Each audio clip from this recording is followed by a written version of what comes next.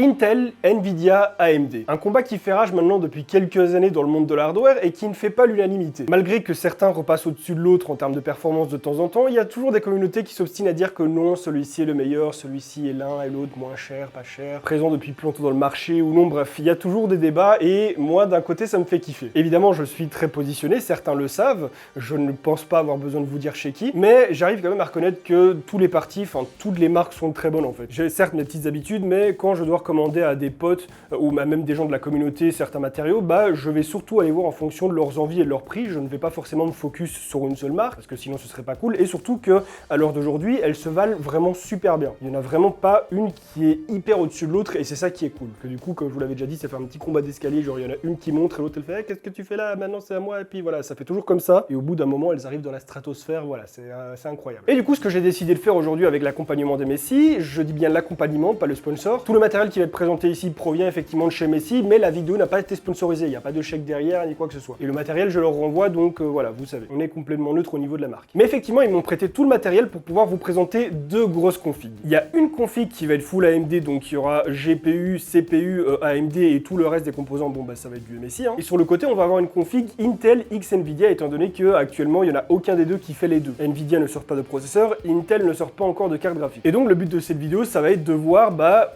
en 2021, Intel et Nvidia contre AMD, qu'est-ce que ça donne? Et déjà, on part quand même sur l'alliance de deux marques contre une, et ça, c'est plutôt cool. Donc évidemment, je sais que dès le départ, certains vont dire que oui, Intel ont plusieurs générations d'avance, qu'ils ont sorti 2 générations en un an, etc.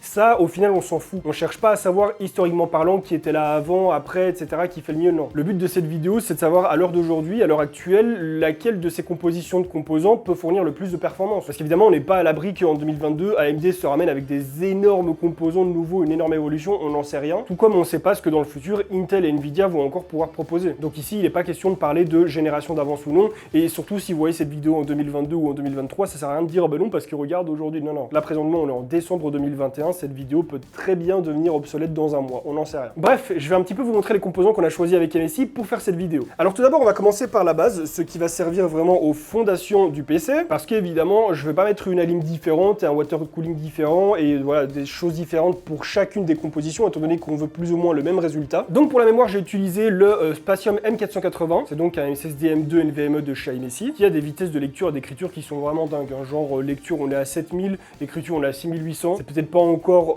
celui qui est le plus aujourd'hui, mais c'est parmi ce qui se fait de mieux. Donc celui-là, on va le garder effectivement pour les deux configs. Ici pour l'alimentation, j'ai pris une A850GF, donc une des alimentations de Messi qui sont sorties il y a pas très longtemps. 850, ça va être totalement suffisant pour alimenter n'importe quelle de ces deux configs. C'est même trop, hein, même si certains s'obstinent à dire que 850 c'est très bien pour 3090 tout ça, non. C'est même un petit peu trop, mais c'est quand même bien d'être au-dessus. Pour le refroidissement, on est sur le Core Liquid S360. Donc ça fait un petit moment que je l'ai reçu de la part des Messi avec l'arrivée de la 12e génération Intel.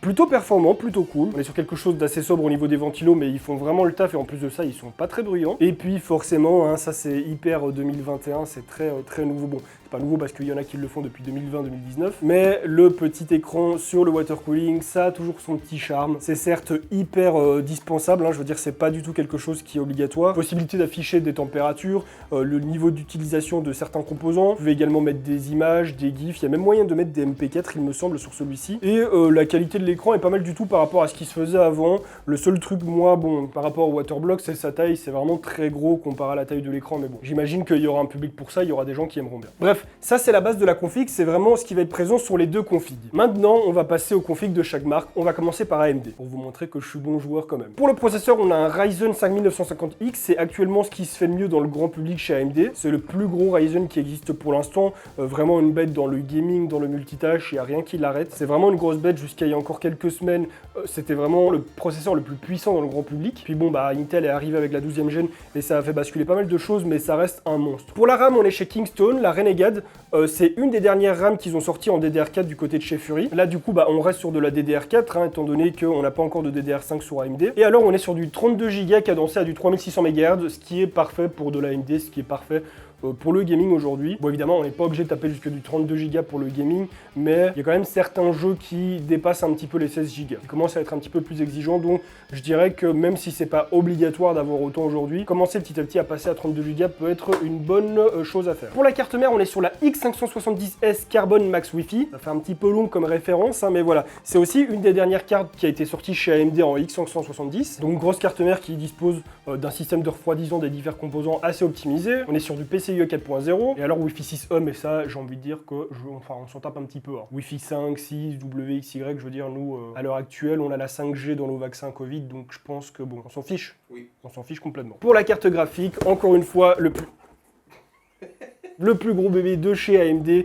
Donc on est sur la 6900 XT, précisément le modèle Gaming Z Trio de chez MSI. Très belle carte, compatible 4.0, même si moi je porte toujours à dire que la 4.0 pour les GPU aujourd'hui c'est complètement inutile. Enfin, le gain de performance est vraiment useless, donc balèque. 16 Go de VRAM, et j'ai pas envie de vous dire dans quelle résolution vous pouvez jouer, puisque vous pouvez taper celle que vous voulez en fait. Vous l'HD, 2K, 4K, même de la 8K si vous voulez. Même si bon aujourd'hui la 8K, vous êtes d'accord avec moi que c'est pas super, voilà. Donc voilà, là on est sur la config côté AMD. Maintenant on passe chez mes petits préférés. Intel et Nvidia. Et là, je vous vois déjà venir dans les commentaires, mais enfin, mais si t'adores Intel et Nvidia, comment tu peux faire une vidéo et être objectif? Mais l'objectivité, les amis, ça n'existe pas. Qu'est-ce que vous racontez? On est que des humains, on n'est pas objectif. Bref, de toute façon, comme je l'ai dit en début de vidéo, moi, j'ai aucun mal à conseiller que ce soit du Intel, du Nvidia ou du AMD, je m'en fous complètement. Tant que les gens sont contents avec ce qu'ils ont en fait et que ça rentre dans leur budget et dans leurs préférences, ça me va. Je veux dire, moi, je suis très fan d'Intel, c'est vrai, parce que je me reconnais assez fortement dans l'image de la marque et surtout que bah, ça fait des années que j'utilise cette marque en fait. J'ai vu du Intel en premier, j'ai vu AMD grandir aussi sur le côté, mais j'ai toujours été assez loyal envers les produits Intel en tant qu'utilisateur. Là, je me retrouve dans une position d'influenceur, hein, de personne qui a un petit peu de portée au niveau de ce qu'il dit, de la voix et tout. Donc forcément, je me dois d'être un minimum objectif. Mais bref, on s'en bat les claouis.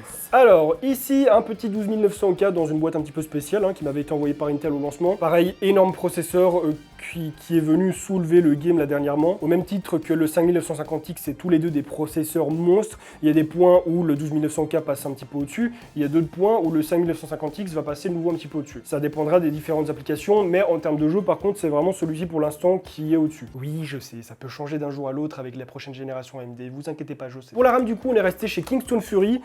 Ici, par contre, on est sur de la DDR5. Alors, vous allez me dire qu'on part sur de la triche, puisque ici, on est sur de la DDR4 et de la DDR5, mais non, ça fait partie du jeu. À partir du moment où, à l'heure actuelle, Intel peuvent proposer des écosystèmes comportant de la DDR5, bah forcément, ça fait un petit peu partie du jeu. Même si finalement, croyez-le, DDR4, DDR5, c'est pas ça qui vous fait gagner 10 FPS en jeu. Mais donc voilà, on est sur la Kingston Fury, on est toujours sur du 32 Go, il me semble, c'est bien ça. Pour la fréquence, on est sur du 5200 MHz, c'est certes beaucoup plus haut, mais par contre, le cas, c'est beaucoup plus haut également, qui fait qu'il y a quand même une balance entre les deux. Pour la carte mère, on est sur la Z690 Unify de chez MSI toujours, du coup. Pareil, c'est l'une des cartes mères les plus haut de gamme de chez MSI. Bon, au-dessus, il y a la Godlike, il y a aussi la Ace qui est très bonne, mais c'est vraiment l'une des cartes mères les plus haut de gamme. Moi, comme j'ai déjà dit plusieurs fois, je trouve que c'est la plus triste parce qu'elle n'a pas de RGB, elle est toute terne, elle est unicolore, elle est toute noire, il n'y a pas d'autre couleur. Où est le RGB? Mais si, comment vous pouvez faire une carte mère haut de gamme sans qu'elle soit RGB? Mais donc voilà, c'est la carte mère que j'utilise dans mon PC à moi depuis quelques mois maintenant, depuis que je l'ai avec le 12900K, et elle a plein de features super intéressantes. Par exemple, moi, une qui m'intéresse le plus, c'est qu'on a 4 ports en PCIe 4.0 pour les M2, et ça tombe bien parce que moi, j'ai besoin de beaucoup de stockage. Avec tout ce que je fais dans la vidéo, etc. et tout, bah, j'ai besoin de stocker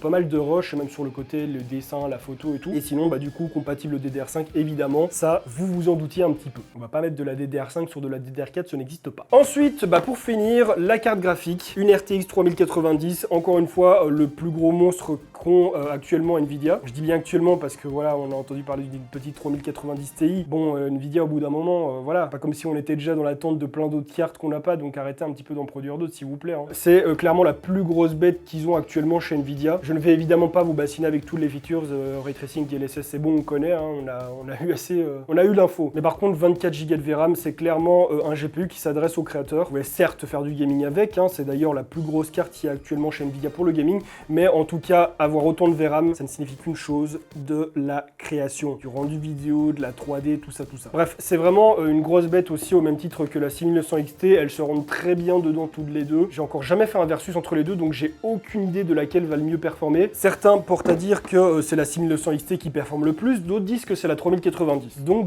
aujourd'hui on va voir, certes avec des configs un petit peu différentes. Du côté de cette config, on aura certes du matériel un petit peu plus récent au niveau processeur et RAM, donc on part déjà sur un petit avantage, mais ici on a une feature qui s'appelle le Smart Access Memory, qui permet aux processeurs et cartes graphiques AMD de fonctionner mieux ensemble. Ça va être compliqué de rentrer dans les détails et de simplifier ça, mais pour ne le faire qu'en une seule phrase, processeur AMD plus carte graphique AMD égale Stonks. C'est tout ce que vous avez besoin de savoir. Bref, trêve de clavardage, ça fait un petit moment là que je parle, que je vous raconte ma vie, mais vous n'êtes pas là pour ça. Vous voulez voir des performances, vous voulez voir du montage. Et donc sans plus traîner, on commence par la config Intel X Nvidia. Je vous fais le montage, ensuite on débriefe sur les specs, et puis on passe sur la config Full AMD, on fait le montage, on débriefe sur les specs, et puis on fait un comparatif des deux.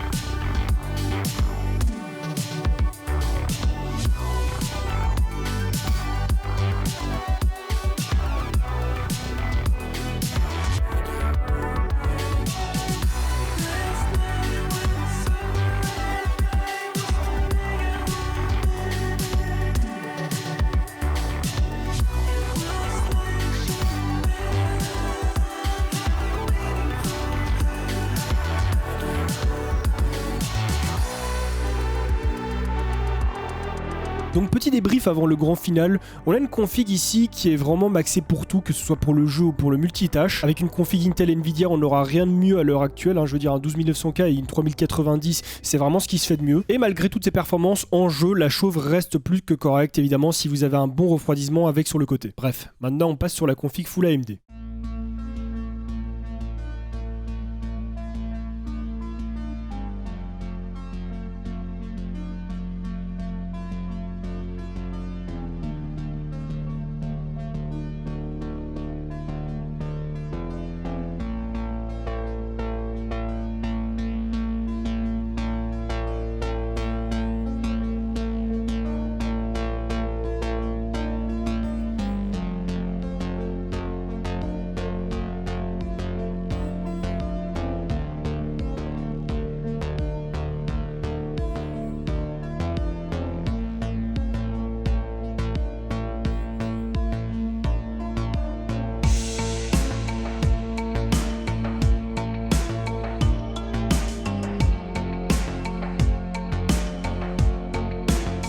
Donc ici encore une fois au niveau de la config, on est vraiment sur le nec plus ultra de ce qu'on pourrait avoir sur AMD.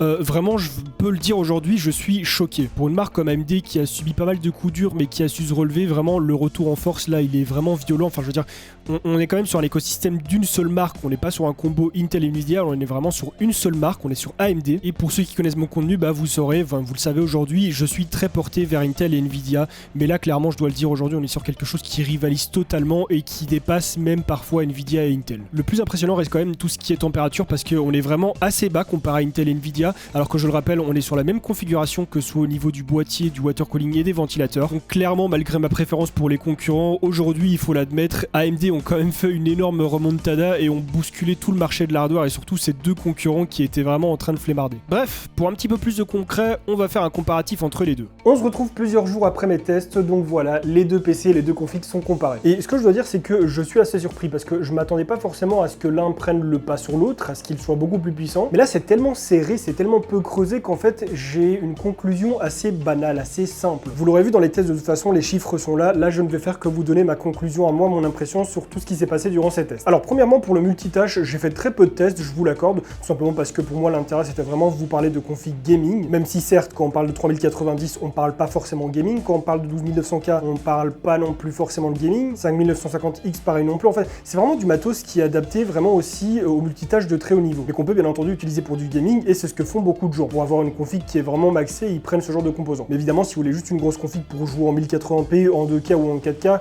vous avez peut-être pas besoin de composants aussi gros. Mais là le but c'était vraiment de voir comment se sortait le maximum de chaque marque en gaming. Donc sans faire le point sur chaque config évidemment puisqu'on l'a fait juste avant, passons directement au comparatif des deux. Comme on a pu le voir, que ce soit en multitâche ou en gaming, l'un et l'autre se valent super bien. Parfois quand on regarde en jeu, la config Intel Nvidia a tendance à passer un petit peu au-dessus. Alors qu'à l'inverse, quand on regarde tout ce qui est benchmark, c'est plutôt la 6900 XT qui performe le plus, que ce soit sur TimeSpy ou Firestrike. A l'inverse, le Intel 12900K performe plus que le 5950X en bench. Pareil sur Cinebench, on a quand même des scores qui sont bien creusés. Et pourtant en jeu, bah oui, parfois c'est la config AMD qui prend le dessus parce que la carte graphique reste le plus important. Évidemment, le processeur a son importance, évidemment la RAM a son importance, mais ça reste la carte graphique qui va vraiment mener le pas. Mais du coup, oui, on peut performer mieux avec la 3090 en activant le DLSS, et ça, bah, je trouve ça un petit peu dommage. Vous me connaissez, je ne dirais pas pro Nvidia, mais enfin si, je préfère clairement Nvidia en point de vue carte graphique à AMD, même si j'aime beaucoup AMD, bah, j'ai mon petit coup de cœur pour les cartes graphiques Nvidia et pour la marque. Mais là, pour le coup, en puissance brute, bah, moi je trouve que la 6900 XT, elle s'en sort quand même mieux. Après, il y a des points qui sont vachement plus larges à explorer, notamment l'overclocking. C'est pas moi qui vais le faire parce que c'est pas du tout mon champ de domaine. J'ai des petites notions d'overclocking, mais pas assez poussées pour vous faire quelque chose de vraiment fiable et surtout de ludique, d'instructif. Pour ça, je vous invite vivement à aller voir les vidéos de Jigfio. Mais comme ça, à l'état brut, sans aucun overclocking, la 6900 XT, elle performe mieux et la 3090 a besoin du DLSS pour performer autant, voire mieux. Donc je dirais que pour le coup, c'est un bon combat de Goliath. Enfin, les deux sont devenus énormes et les deux se rendent bien dedans. Enfin, après, c'est justement ça le petit truc, c'est que là, c'est même pas les deux, c'est les trois. Parce que pour le coup, pour faire cette config Intel et Nvidia, bah, on a eu besoin des deux marques. Puisque Intel ne sortent pas encore de GPU et que Nvidia n'ont pas encore annoncé le moindre processeur PC. Donc bon, bah là, c'est l'alliance Intel-Nvidia, deux grosses marques contre AMD, une seule autre marque, qui est aussi une autre marque qui est grande, mais qui est arrivée un petit peu plus tard dans ce gros secteur-là. Enfin, AMD sont là depuis bien longtemps, mais je veux dire, ça fait que 4-5 ans qu'on entend vraiment beaucoup parler d'eux. Parce qu'ils sont passés par des phases où, bon, bah, ils sont montés en flèche, puis ils sont redescendus vraiment au gouffre de la faillite. Et puis là, bah, depuis 2016-2017, c'est vraiment de nouveau la montagne russe, ils sont de nouveau en pleine ascension. Alors évidemment, c'est pas pour autant que AMD gagnerait ce combat. Je veux dire, là, vraiment, que ce soit passionné ou intéressé, ce qui intéresse vraiment, c'est les performances. Et les performances, d'un côté ou de l'autre, elles sont vraiment hyper similaires. Dans le multitâche, pour l'instant, en termes de performance, on irait plutôt vers le 12900K, qui est quand même plus haut que le 5950X. Et petite chose que je rajoute au montage, parce que je l'ai pas dit durant la vidéo, mais les coups d'accord dont disposent les RTX en font vraiment des machines de guerre pour tout ce qui est accélération graphique, couplé au très haut niveau de VRAM dont dispose la 3090. Pour l'instant, le combo 12900K et 3090 est probablement le meilleur pour tout ce qui est multitâche, surtout en ce qui concerne la 3D et le rendu vidéo. Mais pour le gaming, bah c'est kiff-kiff, hein. Je dirais que ça dépendra un petit peu sur quel jeu vous voulez performer et également bah, un petit peu sur les températures. Parce que l'un comme l'autre, bon, en temps normal, chauffe de façon modérée, on va dire, si vous avez tout ce qu'il faut autour. Un bon boîtier, de bons ventilos, enfin un bon airflow de manière générale. Mais du côté de la config Intel et Nvidia, il y a quand même des endroits où ça chauffe un peu plus. La 3090 a tendance à chauffer quand même pas mal à certains moments. Le 12900K, lui, en jeu, c'est très correct au niveau des températures, mais par contre, quand on le fait en multitâche, bon, bah, on peut avoisiner les 100 degrés parfois. Enfin, ça, c'est vraiment si on le monte en Y, si on le monte en burn. Hein. Que si, par exemple, vous faites un petit peu de montage, un petit peu de Photoshop, des trucs comme ça, voilà, bon, bah là, vous chaufferez jamais vraiment. Hein. C'est vraiment si vous tapez des gros rendus de l'espace ou fois où vous commencez à le stresser le proc, là oui il va chauffer. Mais normalement voilà, si vous avez le refroidissement adapté, il chauffera pas plus que ça. Mais en tout cas maintenant, aux yeux des utilisateurs comme nous, bah aujourd'hui, la seule chose que je remarque c'est que voilà, ils sont vraiment tous les deux au même niveau. Enfin tous les trois parce que je le rappelle, Intel, Nvidia, vs AMD. Bref, bah ma conclusion à moi c'est que... c'est un taille, hein. On ne juge pas. C'est un vote blanc, ça veut dire qu'il n'y a pas de meilleur en fait. Et pour le coup, je suis quand même assez surpris parce que je pensais que la config 3090 12900K allait quand même pas mal plus taper celle d'AMD, alors qu'au final non, et que comme je le dis, c'est presque un ex-aequo. Il y a certes un petit peu plus de jeux où on va être un petit peu au-dessus côté Nvidia, mais c'est tellement peu, et puis que surtout, bah, la plupart du temps, ça va aussi être des jeux qui ont été optimisés Nvidia. Mais donc je dirais que là, en fait, il faut voir en fonction de l'esthétique, en fonction des prix, et puis surtout en fonction du choix du cœur. Hein. Parce que moi, comme je le dis toujours, voilà, dans mon rôle d'influenceur, appelez-moi comme vous voulez, j'ai aucun problème à vous rediriger vers de l'AMD, que ce soit mes potes, les gens sur notre Discord. D'ailleurs, si vous voulez des conseils hardware, tout ça, il y a notre Discord dans la description. Il y a toute une équipe d'helpers qui peut vous aider sur vos choix. Il y a même la communauté qui ont aussi pas mal d'avis à donner. Donc voilà, le Discord se trouve dans la description. Je vous invite à le rejoindre si vous voulez. Faites attention, pour rejoindre, il faut lire les règles, c'est important. Parce qu'il y en a plein qui arrivent qui disent mais il n'y a rien sur ce Discord. C'est normal, il faut lire les règles et après vous saurez comment rentrer réellement dans le Discord. J'ai aucun problème à recommander du AMD et à le conseiller vivement, et surtout au niveau des prix qui ont été beaucoup plus abordables que Intel et que Nvidia pendant pas mal de temps. Là, bon, bah, vu que AMD sont pas mal montés sur le marché et en performance évidemment, bah, c'est un petit peu comme ça. Hein. Et aujourd'hui, je vois ces deux marques-là qui montent, qui continuent à monter et que AMD pousse Intel et Nvidia à monter encore. Il y a eu une grosse période où, surtout côté Intel, on avait certes des nouveaux produits chaque année, des nouveaux processeurs, avec des prix toujours de plus en plus hauts, mais qui finalement bah, ne délivraient pas beaucoup plus de performance. Et Nvidia, ça a été plus ou moins pareil pendant toute la période 600 à 900. Et là, bon, bah, on est dans une période où l'un pousse l'autre, voilà. Si AMD font mieux, bah Intel vont devoir faire mieux, et du coup AMD vont encore devoir faire mieux, et pareil pour Nvidia et tout, donc ça va toujours monter, et c'est ce petit combat-là que moi j'aime depuis quelques années, et qui fait que l'hardware évolue. Même si pour l'instant, les stocks ça évolue pas trop, hein. On va arrêter les conneries là, hein.